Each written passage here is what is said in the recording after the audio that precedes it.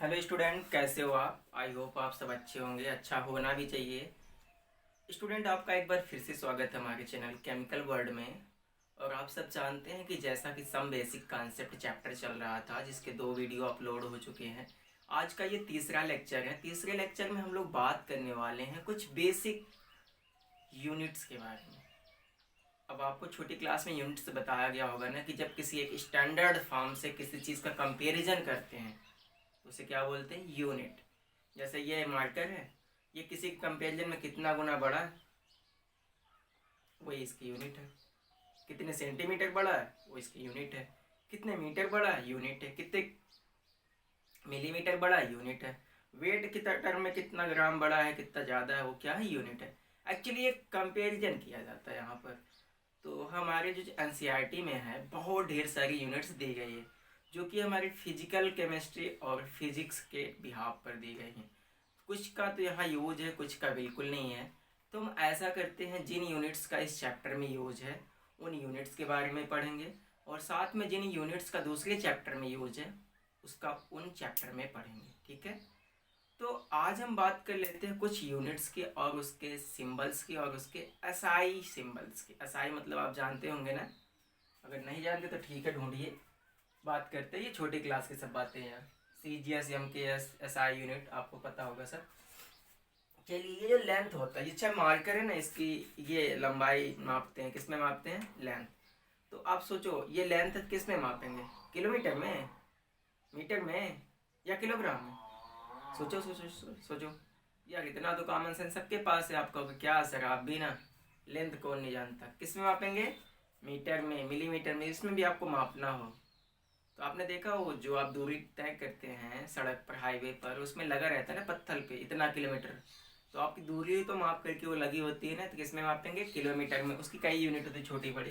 तो देखिए भाई साहब, जो लेंथ होता है, लेंथ लंबाई जिसे बोलते हैं, उसको हम लोग प्रदर्शित करते हैं, मतलब डिनोट करते हैं स्मॉल यल से। किससे? लेंथ को। जैसे कि अगर बोल दिए मार्कर की लंबाई कितनी है, तो ये लंबाई का मार्कर है। ठीक है, ये स्मॉल यल से। मीटर क्या है? इसकी एसआई यूनिट है। ठीक है, इसकी एसआई यूनिट क्या है? मीटर। मतलब ये ऐसी यूनिट है, इंटरनेशनल यूनिट है, जिसको सारे देश फॉलो करेंगे। और जो वैसी यूनिट होगी, सिंपल यूनिट्स होगी, वो आपके कॉमन एरिया में ही यूज होगा, आपके स्टेट, आपके देश में ही लागू होगा। चलिए, इसका जो सिंबल होता है मीटर का, जैसे कि हमने कहा कि ये इतने किलोमीटर है, तो ये देखिए मीटर लगा रहता है ना, किलोमीटर या इतने मीटर दूरी है। जैसे आपके घर से स्कूल की दूरी 800 मीटर है, तो 800 अगर लिख दें तो आपको समझ में आता है ये क्या लिखा? कुछ नहीं। तो अब हम लिखते हैं मीटर।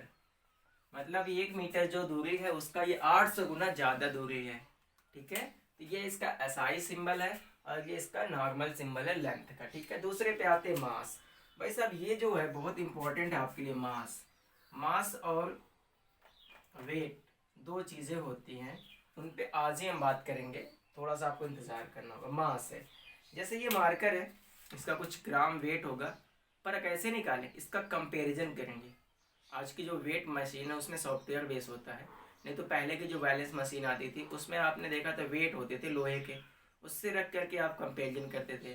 अगर आपके यहाँ गोल्ड मेकर सुनार आता है तो उसके पास भी बहुत पहले वाले बॉट पड़े होंगे। अब तो कोई यूज नहीं करता, तो डिजिटल आ गया, तो इलेक्ट्रॉनिक वाली मशीन यूज़ करते लोग। तो उसमें भी कंपेरिजन किया जाता था कि अगर जो आप ऑर्नामेंट्स ले रहे हैं उस बाट में कितना गुना वो भारी है, उसी हिसाब से उसका वेट डिसाइड करते थे। तो ये जो मास होता है ना, ये ग्रेविटी फ्री होता है। ये चीज़ क्या है? ग्रेविटी फ्री होता है। जो मास होता है उसको हम स्मॉल एम से लिखते हैं, और इसका जो नेम होता है एसआई यूनिट में क्या होता है? किलोग्राम होता है। सिंबल क्या होता है?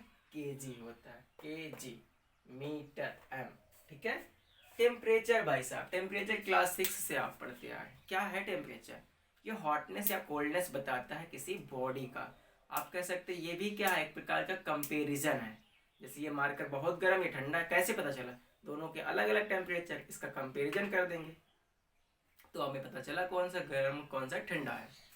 चलिए आगे आते हैं टेम्परेचर पे। इसकी जो एसआई यूनिट होती है केल्विन होती है। वैसे आपने ढेर सारी यूनिट पढ़ी होगी टेम्परेचर का, डिग्री फ़ारेनहाइट, सेल्सियस। तो ये एसआई यूनिट क्या होती है? केल्विन होती है। और इसका सिंबल क्या होता है? कैपिटल के। और ये जो कैपिटल टी है, ये टेम्परेचर का सिंबल। जैसे लिख दिया किसी ने एट टी टेम्परेचर, तो यही चीज होता है सिंबल। अमाउंट ऑफ सब्सटेंस, ये सबसे अच्छी बात है और पूरे चैप्टर में इसी का चर्चा होने वाला। अमाउंट ऑफ सब्सटेंस क्या है? जैसे ये मार्कर है, इसमें किसी सब्सटेंस जैसे प्लास्टिक लगा इसमें, इस मार्कर में बनाने में, तो ये कितना ग्राम लगा, कितना अमाउंट, उसका ग्राम नहीं, कितना अमाउंट लगा उस सब्सटेंस का, वो किस में मापेंगे? मोल में, MOLE। और उसका जो सिंबल होता है स्मॉल n होता है, मोल का सिंबल स्मॉल n होता है। और इसका जो SI यूनिट में सिंबल होता है, SI यूनिट में ये MOL होता है और नेम MOLE होता है। चलिए आपको एक चीज़ बताएं, कभी कभी बच्चे कंफर्म नहीं हो पाते तो ये भूल जाते, सर ये MOL कब लिखते हैं, MOLE कब लिखते हैं। तो भाई साहब जब उसका नेम लिखा जाता है तो MOLE लिखा जाता है, इससे बोले इतने मोल है। और जब उसकी यूनिट लिखी जाती है, जैसे लिख दी 2 मोल, तब क्या यूनिट लिखेंगे? तब यही लिखेंगे ना 2 मोल। जैसे ऐसे किसी ने कहा 2 मोल तो ऐसे लिखेंगे। और फाइंड द मोल, अगर किसी ने क्वेश्चन में दिया find the mole, find the mole, तब MOLE लिखेंगे। अगर 2 मोल है तो 2 मोल अब यूनिट है ना, तो अब वहां पे क्या लिखेंगे? मोल लिखेंगे। तो ये आज की बेसिक जानकारी थी, आई होप आपको समझ में आया होगा कि कब क्या लिखते हैं। इसमें आपको डाउट होता है इसलिए हमने बता दिया। अब हम बात करते हैं एक एक करके, जैसा कि हम बात करने वाले हैं मास एंड वेट की। चलिए इसके लिए हमें मिटाना पड़ेगा।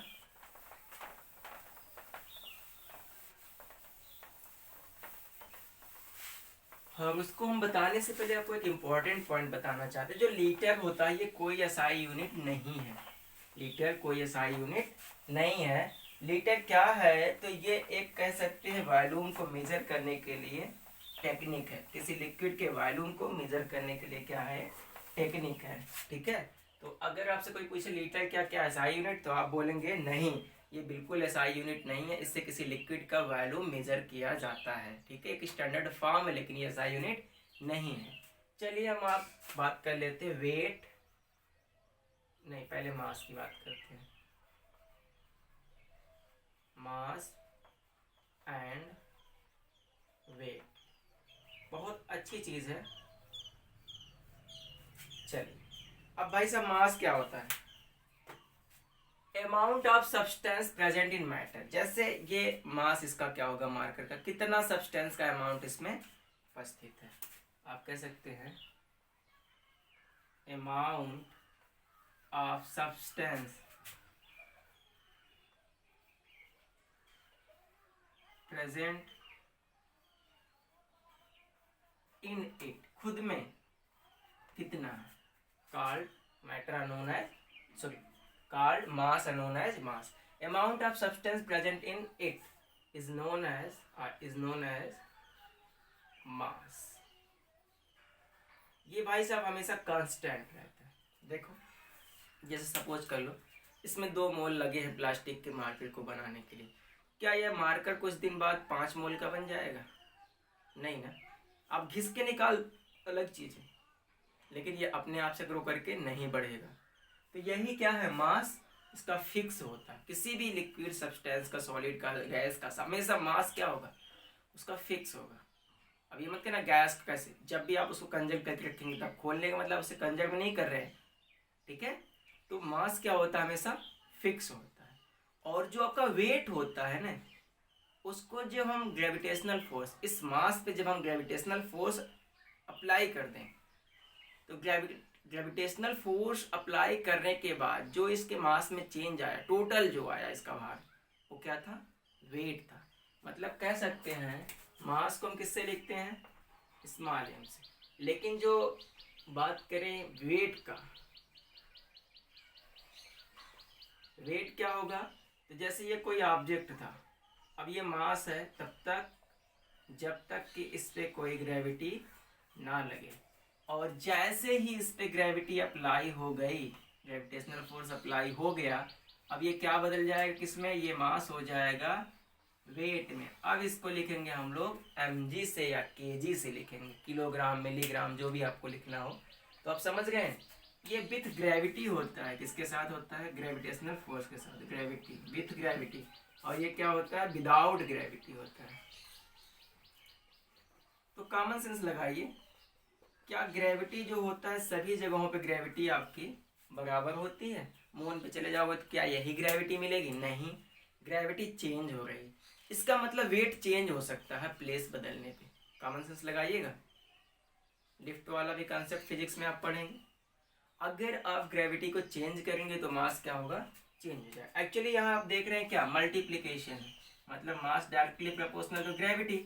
इसका मतलब अगर ग्रेविटी बढ़ रही है तो मास भी बढ़ेगा, अगर ग्रेविटी बढ़ रही है तो मास भी बढ़ेगा। अगर ग्रेविटी मास नहीं, ग्रेविटी घट रही है तो वेट भी घटेगा। मास नहीं, वेट है भाई साहब, वेट। दोनों को मिलाने के बाद वेट होगा, सिंगल तो मास ही बोलेंगे।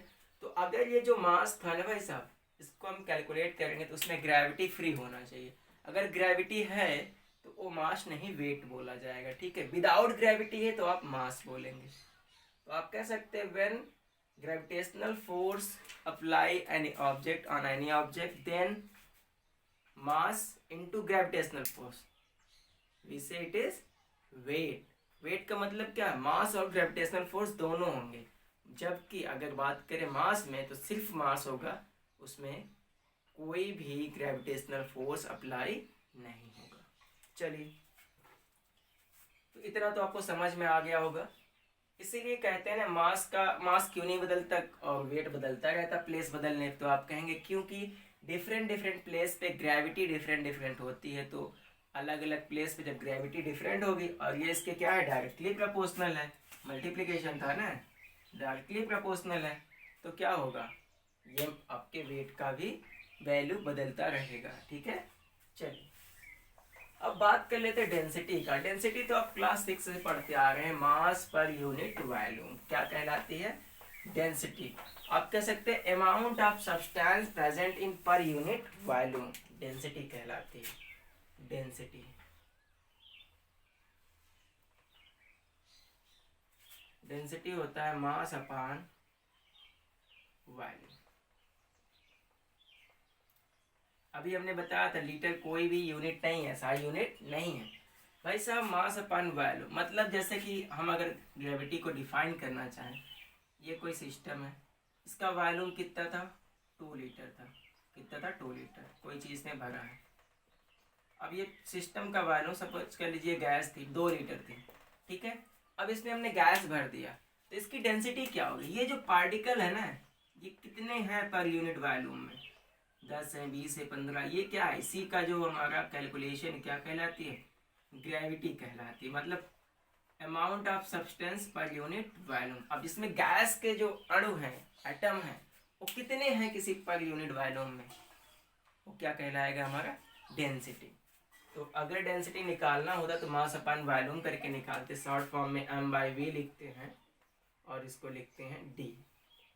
अब बात आती है SI unit of density, SI unit of density, density, density की SI यूनिट क्या होती है। तो भाई साहब अब हम आपको रेक्टिफिकेशन नहीं सिखाएं, निकालना दिखाएंगे। मास का आपको पता क्या होता है, किलोग्राम। और वॉल्यूम का क्या होता है, dm³ होता है, अथवा cm³ होता है, सेंटीमीटर क्यूब होता है। तो ये इसका हो गया मास का, और ये हो गए आपके डेंसिटी, वॉल्यूम का SI यूनिट। अब आप क्या करेंगे, उसको जब ऊपर ले जाएंगे तो क्या होगा, ये यार और लिखते नहीं तो आप समझ लोगे कि ये इसके अपान में cm³, ये हो जाएगा किलोग्राम डेसीमीटर पर डेसीमीटर क्यूब, अथवा क्या हो जाएगा किलोग्राम सेंटीमीटर क्यूब। ये आपकी क्या है, डेंसिटी की SI यूनिट। कोई एक आप लिख सकते हैं, ठीक है, जिस टर्म में लिखेंगे। ग्राम में भी आ सकता है, ऐसा नहीं, जिसमें आप वेट लेंगे उसमें इसको भी लेंगे। तो इस तरह से आप कर सकते हैं, ठीक है। तो हमारे डेंसिटी की यूनिट आ गई। अब देखिए अगर इसको आप लेना चाहें किलोग्राम के साथ मीटर में, तो ये आप देखिए आ जाएगा kg अपॉन मीटर क्यूब, ये हो जाएगा kg मीटर क्यूब। अब ये थोड़ा सा मैथमेटिक्स है, इसमें ज़्यादा दिमाग नहीं लगाना। एक बार फिर से आपको हम डेंसिटी डिराइव कराएंगे तो आपको अच्छे से बताएंगे डेंसिटी होती क्या है, ठीक है। चलिए आगे हम बात कर लेते हैं टेम्परेचर का। डेंसिटी तो समझ में आ ही गया होगा। अच्छा, कुछ बात कर लेते हैं डेंसिटी वाले लोगों की। इस पर एक मज़ा सा कॉन्सेप्ट याद आ रहा मुझे। आपने कभी पेट्रोल भराया है ना, उसमें रीडिंग आती है, तो डिजिटल क्लॉक लगी होती है, डेंसिटी लिखा रहता है पेट्रोल का, कितना, 0.746 dm³, डेसीमीटर क्यूब। ये पेट्रोल की डेंसिटी है। और वाटर की डेंसिटी आपको पता है? नहीं, एक होती है भाई साहब, एक।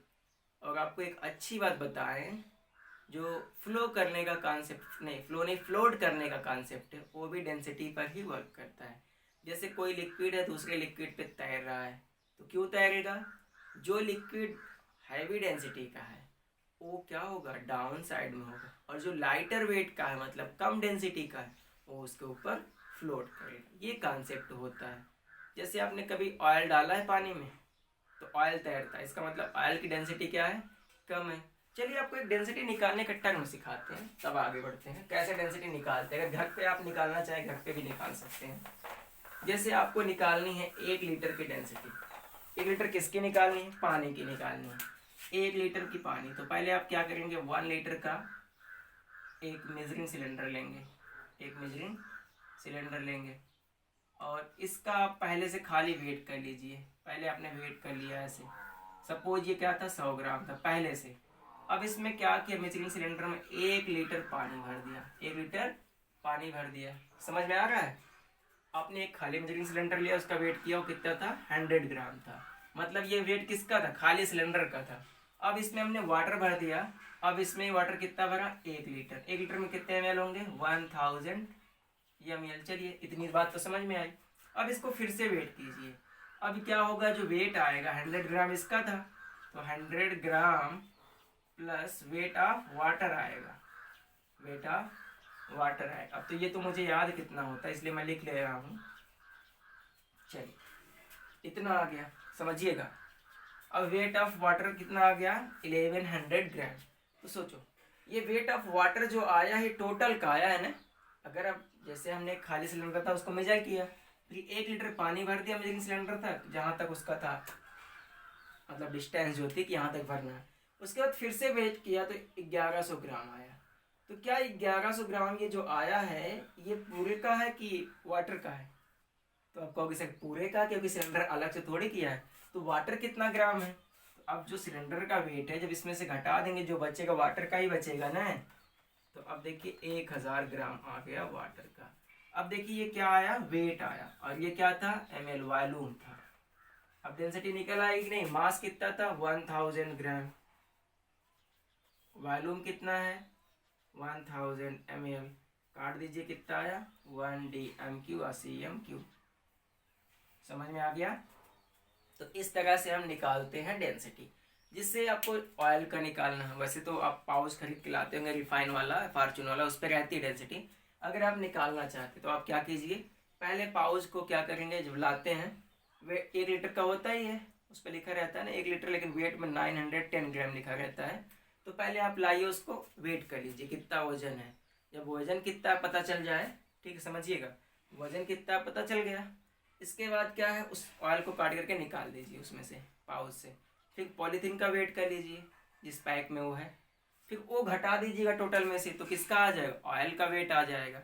और अमाउंट हमेशा 1000 ml ही लेना। तो अब क्या होगा, वेट आपका आगे घटाने के बाद जो था उसमें वॉल्यूम से आप डिवाइड कर दीजिए, डेंसिटी आ गई। चलिए आते हैं टेम्परेचर पर।